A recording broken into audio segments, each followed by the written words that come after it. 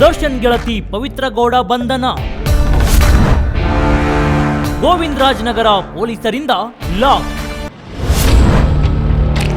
Bail cancel ಆಗಿದ್ದಕ್ಕೆ ರೇಣುಕಾಸ್ವಾಮಿ ತಂದೆ ಸಂತಸ. ಹೌದು, ರೇಣುಕಾಸ್ವಾಮಿ ಕೊಲೆ ಪ್ರಕರಣಕ್ಕೆ ಸಂಬಂಧಿಸಿದಂತೆ ನಟಿ ಪವಿತ್ರ ಗೌಡ ಅವರನ್ನು ಪೊಲೀಸರು ಬಂಧಿಸಿದ್ದಾರೆ. ರಾಜರಾಜೇಶ್ವರಿ ನಗರದಲ್ಲಿರುವ ಅವರ ಮನೆಯಿಂದ ಪೊಲೀಸರು ನಟಿ ಪವಿತ್ರ ಗೌಡ ಅವರನ್ನ ಬಂಧಿಸಿದ್ದು, ರೇಣುಕಾಸ್ವಾಮಿ ಹತ್ಯೆ ಪ್ರಕರಣದಲ್ಲಿ ದರ್ಶನ್ ಸೇರಿದಂತೆ 7 ಆರೋಪಿಗಳ ಜಾಮೀನನ್ನು ಸುಪ್ರೀಂ ಕೋರ್ಟ್ ರದ್ದು ಮಾಡಿತ್ತು. ಪವಿತ್ರ ಗೌಡ ಅವರ ಜಾಮೀನನ್ನು ಸುಪ್ರೀಂ ಕೋರ್ಟ್ ರದ್ದುಗೊಳಿಸಿದ ಬೆನ್ನಲ್ಲೇ ಅವರ ನಿವಾಸದ ಸುತ್ತ ಬೆಳಗಿನಿಂದಲೇ ಬಿಗುವಿನ ವಾತಾವರಣ ನಿರ್ಮಾಣವಾಗಿತ್ತು. ಜಾಮೀನು ರದ್ದತಿಯ ಬೆನ್ನಲ್ಲೇ ಪವಿತ್ರ ಗೌಡ ಅವರ ಮುಖದಲ್ಲಿ ಆತಂಕ ಸ್ಪಷ್ಟವಾಗಿ ಕಾಣಿಸಿದ್ದು, ಮನೆಯಿಂದ ಹೊರಗೆ ಹೋಗದಂತೆ ರಾಜರಾಜೇಶ್ವರಿ ನಗರ ಪೊಲೀಸರು ಅವರಿಗೆ ಸೂಚಿಸಿದ್ದರು.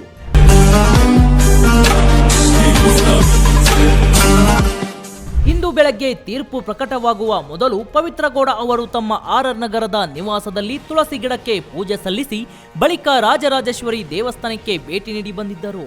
ಈ ವೇಳೆ ಮಾಧ್ಯಮದ ಕ್ಯಾಮೆರಾಗಳನ್ನ ನೋಡಿ ಕೈ ಸನ್ನೆ ಮಾಡಿದ ಅವರು ದಯವಿಟ್ಟು ಮನೆಯ ಬಳಿಯಿಂದ ಹೋಗಿ ಎಂದು ಮನವಿ ಮಾಡಿದ್ದರು.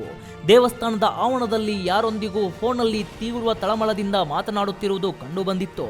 ಸುಪ್ರೀಂ ಕೋರ್ಟ್ ಆದೇಶದ ನಂತರ ಮನೆಗೆ ಹಿಂದಿರುಗಿದರು. ಅವರ ಆತಂಕಕಾರಿ ಚಟುವಟಿಕೆಗಳು ಮುಂದುವರೆದಿದ್ದು, ಇದನ್ನರಿತ ಪೊಲೀಸರು ಮುಂಜಾಗ್ರತಾ ಕ್ರಮವಾಗಿ ಅವರ ಮನೆ ಬಳಿ ಬಂದಿದ್ದಾರೆ. ಜಾಮೀನು ರದ್ದಾದ ಹಿನ್ನೆಲೆಯಲ್ಲಿ ಯಾವುದೇ ಗಲಾಟೆ ಅಥವಾ ಜನ ಸೇರುವುದನ್ನು ತಪ್ಪಿಸಲು ಮಫ್ತಿಯಲ್ಲಿಯೇ ಪೊಲೀಸರು ಕಾವಲು ಕಾದಿದ್ದಾರೆ.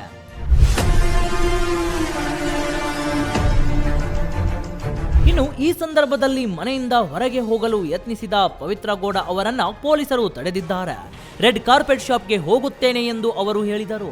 ಸದ್ಯದ ಪರಿಸ್ಥಿತಿಯಲ್ಲಿ ಮನೆಯಿಂದ ಹೊರಗೆ ಹೋಗುವುದು ಸೂಕ್ತವಲ್ಲ ಎಂದು ಎಚ್ಚರಿಕೆ ನೀಡಿದ ಪೊಲೀಸರು ಅವರನ್ನ ಮತ್ತೆ ಮನೆಯೊಳಗೆ ಕಳುಹಿಸಿದ್ದಾರೆ. ಅಷ್ಟೇ ಅಲ್ಲದೆ ಈ ವಿಚಾರಕ್ಕೆ ಸಂಬಂಧಿಸಿದಂತೆ ಪ್ರತಿಕ್ರಿಯಿಸಿದ ರೇಣುಕಾಸ್ವಾಮಿ ತಂದೆ, ಹೈಕೋರ್ಟ್ ಅಲ್ಲಿ ಜಾಮೀನು ಸಿಕ್ಕಾಗ ಆತಂಕ ಆಗಿತ್ತು.